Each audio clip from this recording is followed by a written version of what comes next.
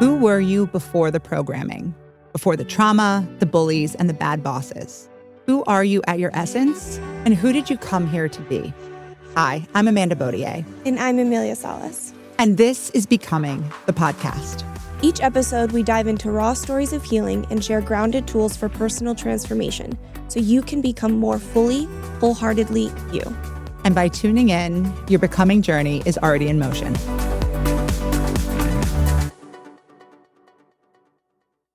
Welcome to the first official episode of the Becoming podcast. Exciting. I'm Amanda. This is Emilia. Hi. And we are so excited to bring you into a conversation today about taking your power back, about becoming the master of your own energy and developing what we call spiritual autonomy.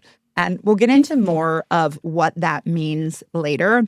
But I was inspired to talk about this first because I'm a part of the spiritual teacher industry, the coaching industry, the wellness industry for a long time. And a lot of what I'm seeing is not necessarily bad advice or manipulation, although sometimes I see that too, but rather teachers taking away autonomy, power, and choice from the people that choose to listen to them, learn from them, follow them, to the point where instead of developing a stronger sense of intuition, a more finely attuned gut sense, getting to know yourself better, you are suddenly just parroting what someone has told you because they are intuitive or mystical or special in some way. Maybe they've convinced you that in order to heal, you have to do it the way they did or the way that they told you to. And the truth is, and this comes from me personally spending 20 years trying to find the perfect teacher and the perfect teachings and the perfect process and realizing they're not me. There might be places where our stories intersect. There might be places where my trauma is similar to someone else's or my path is similar and I can glean wisdom. But I am always taking things and passing them through the lens of, is this true for me? And so the work that we want to do here at Becoming, the work we're gonna do here at Becoming is not telling you what to do, not giving you a path, not prescribing a process to you, but rather inviting you to clear away the noise that has blocked your ability to listen within, to provide you with great wisdom, teachings, tools, both modern science and ancient spirituality, that you can pass through your own filter. Does this work for me? Do I enjoy this? Does this light me up? Because I promise you, something's going to. And when you find those things that work for you, your life transforms. But it might not be like, I'm a Catholic or I'm a Buddhist and I follow everything. You know, I pray, I meditate, I work with nature, right? I have a little like potpourri of my spiritual process. And that was only developed because I finally got to a point where I was like, I'm my teacher.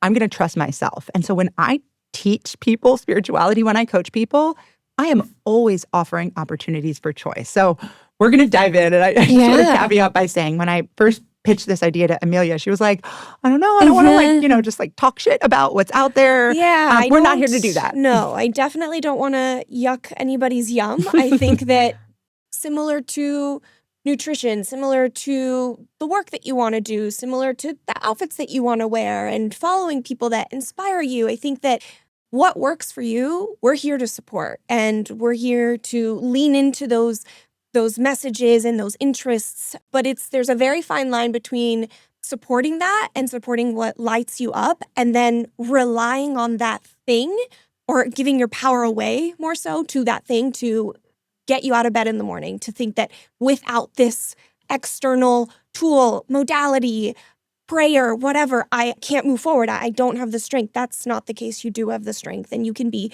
inspired and you can rely on all these different things.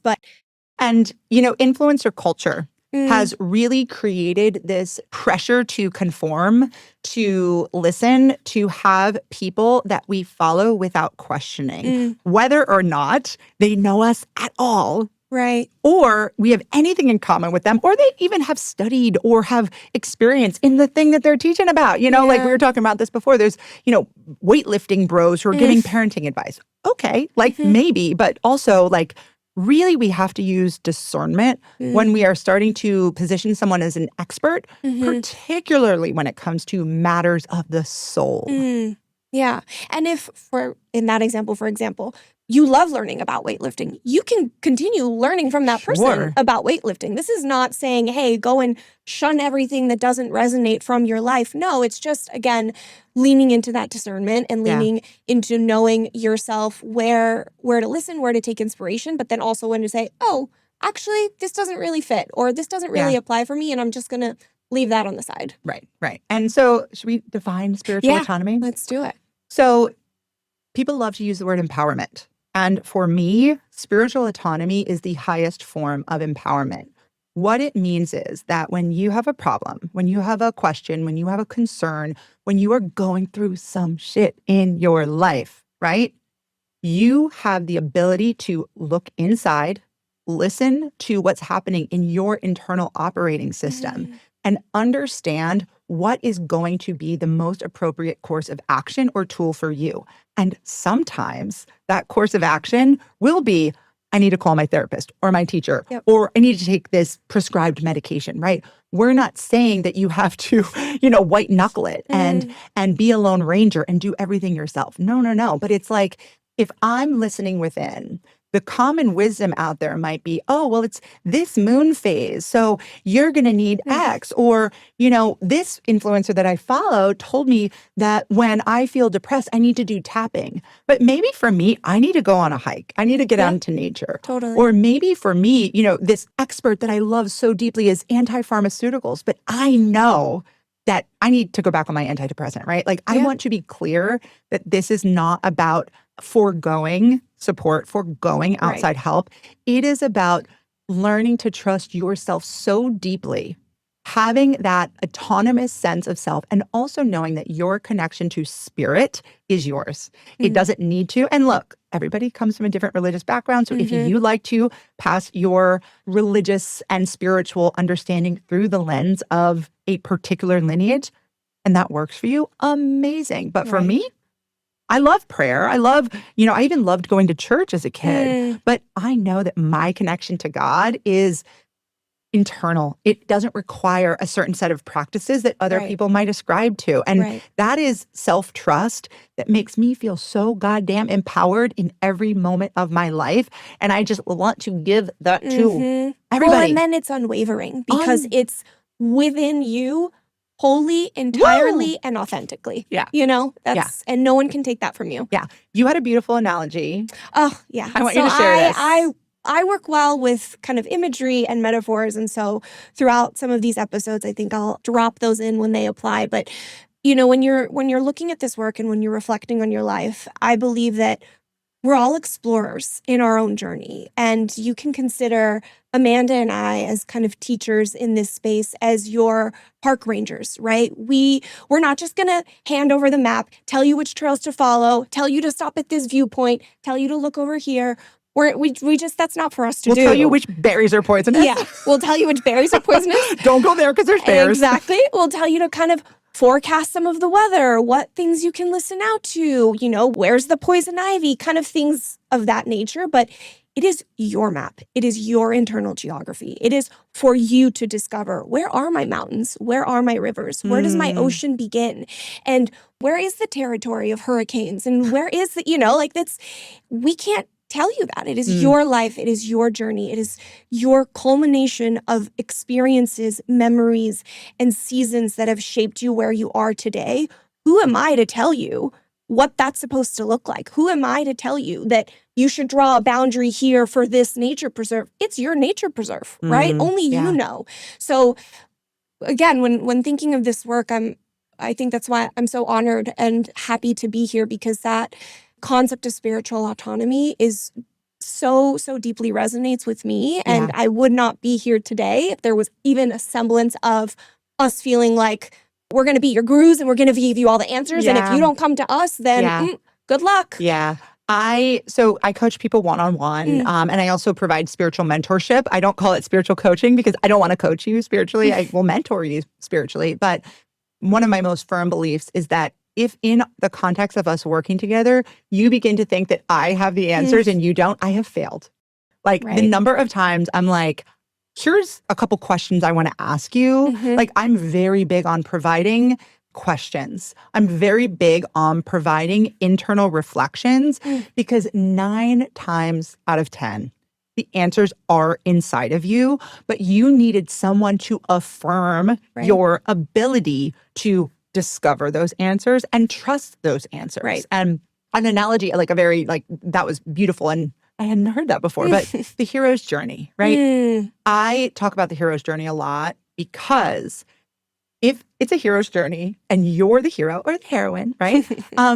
You meet your allies, right? When you leave the known world and go into the unknown, you meet allies and helpers on your journey, right? That is part of the hero's journey, but you are still the hero, 100%. right? It's not like you're like, oh, I met this ally and now they're the hero and I'm just part of their coven. I'm just part of their, cult of influence or whatever. I'm one of their community members. No, you are still the hero. Yeah.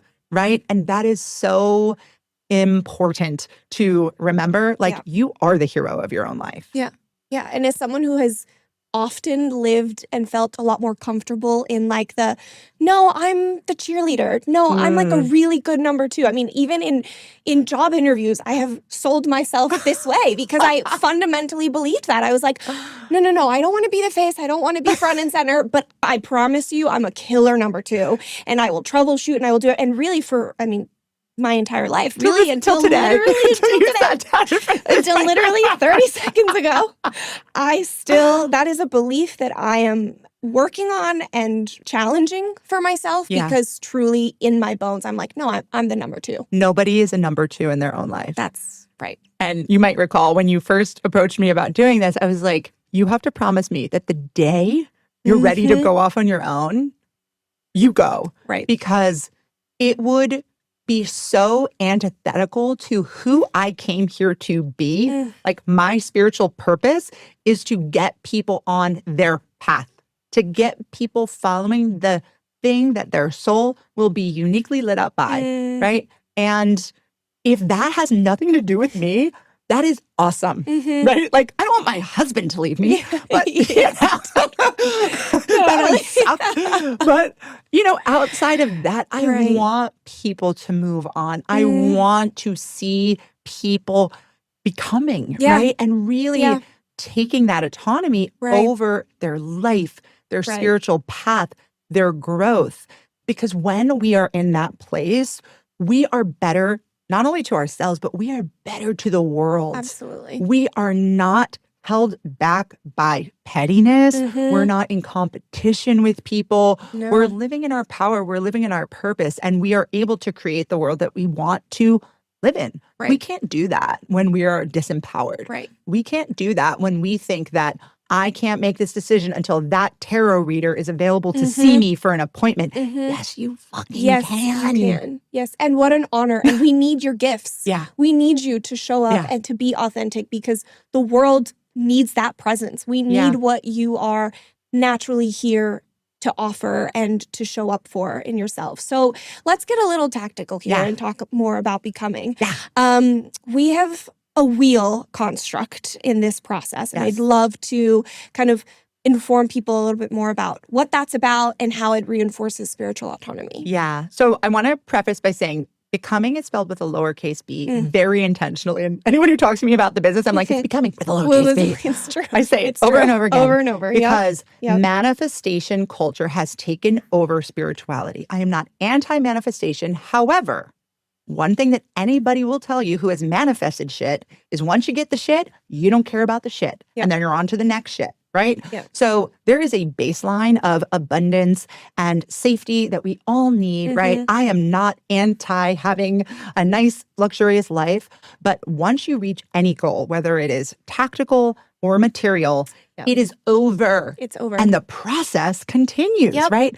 Becoming, right? We're always becoming. And sometimes our focus is career. Sometimes it's parenting. Sometimes it's, like we're in old age and we're thinking about, totally different things that aren't as tangible. So the wheel of becoming includes 3 sections, right? There is clarity, alignment, and embodiment. And these do not happen 1, 2, 3. They're always happening simultaneously. Sometimes we're leaning into one more than the other. And I'll talk a little bit about what they mean. So clarity is a vision that we have for ourselves and what we want.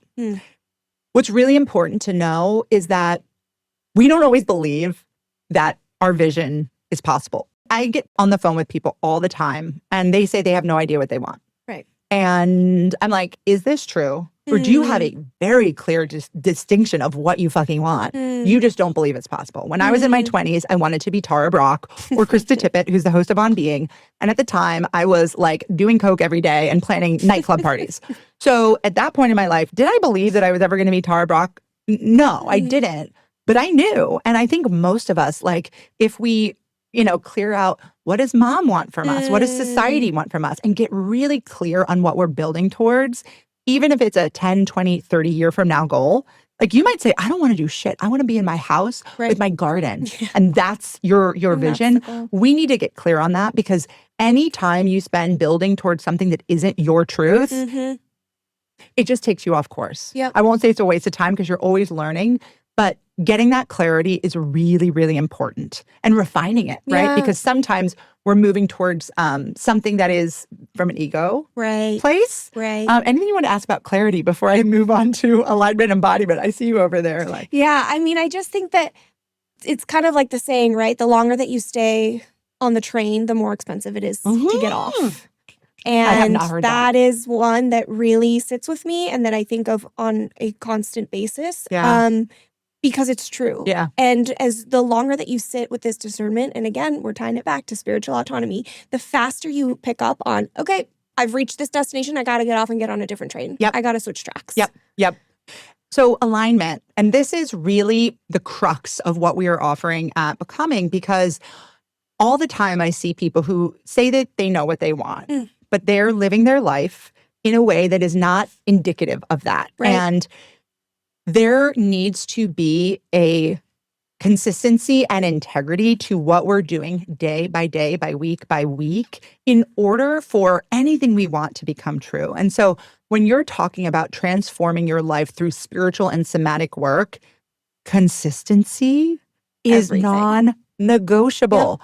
I work with people who will go to like one mushroom retreat every 3 months and then work like maniacs and drink 6 nights a week and expect that they're going to have some kind of awakening. Like, no. So, every Sunday at Becoming, we meet live. Why? Because I want to be that anchor. If you get out of alignment sometime in the week, no worries. We're dropping back in, right? This is not about overwork. This is not about perfection. It is about being really honest with yourself. Is what I'm doing right now in alignment with who I want to be and where I say I'm going? And, I live in reality. Like, I'm a mom. I got bills to pay, right? So I don't expect people to say, well, my dream is to be Tara Brach, so all I'm going to do forever is Vipassana and whatever, right? But you better sign up for meditation training. You better start studying Buddhist scripture, right? Like, there are some things that you better be doing. Otherwise, you're just fooling yourself. You're out of alignment. You are. Right? And we'll talk about this in another episode, but I used to do a lot of drugs. I used to drink, right? I was out of alignment. Super out of alignment. And I had to quit, and be honest with myself. And the more that my actions have gotten into alignment with my dreams, the more that my life just expanded. And I think that this is a space where we're not here to tell you what your dream should be, to your point, at all. But we are here to help you be a little accountable. And we are here to help you show up.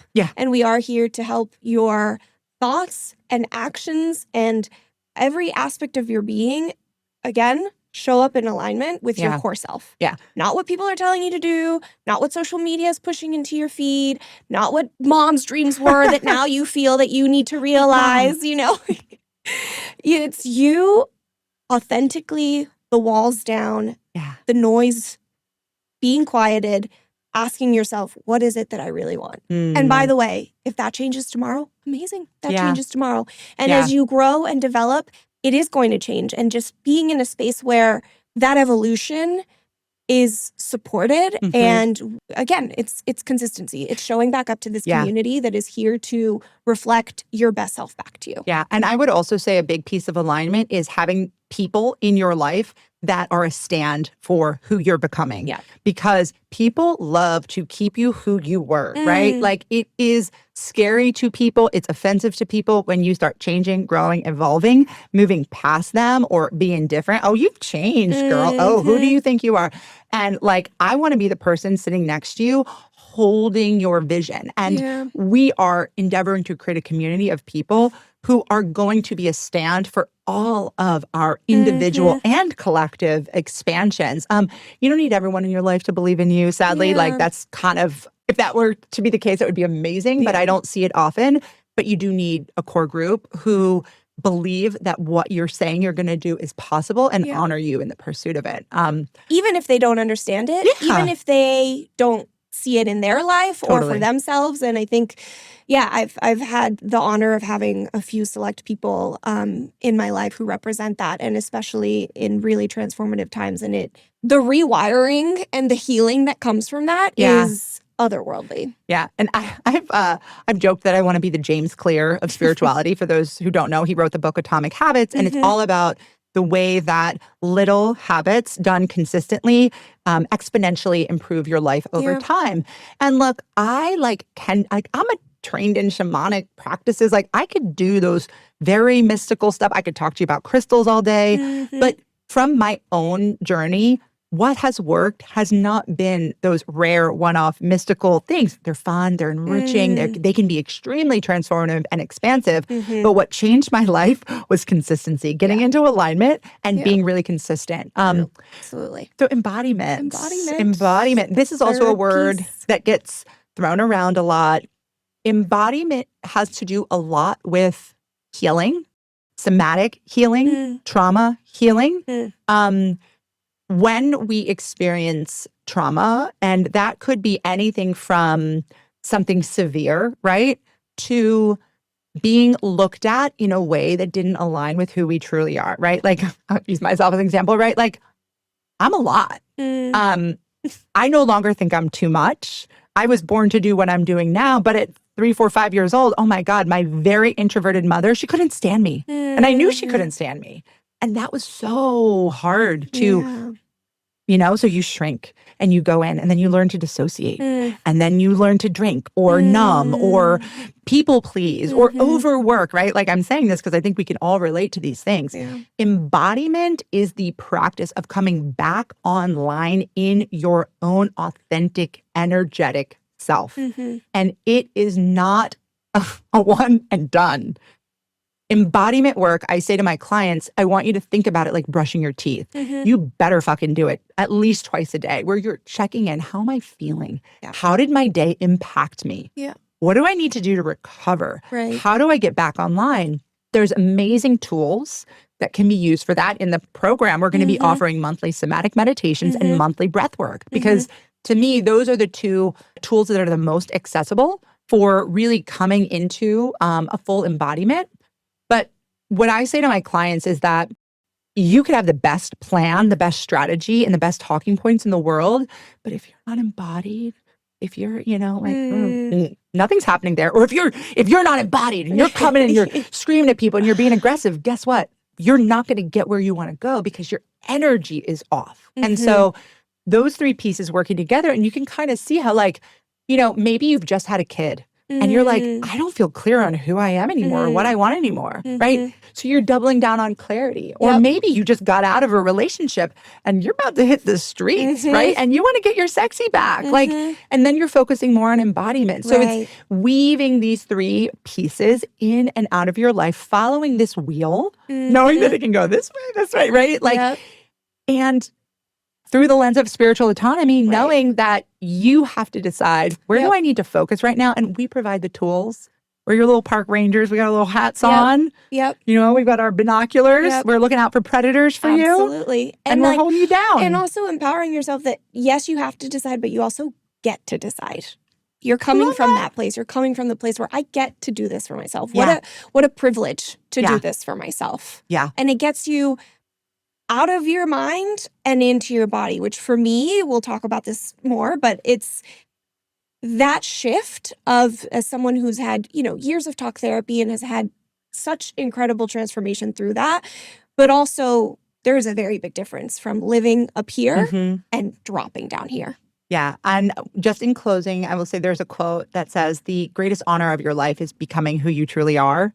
I want you to believe that down to a soul level, because that's what we're here to do. Absolutely. We can't wait to continue this journey with you guys, and we're just getting started. Yeah. See you next time. Bye.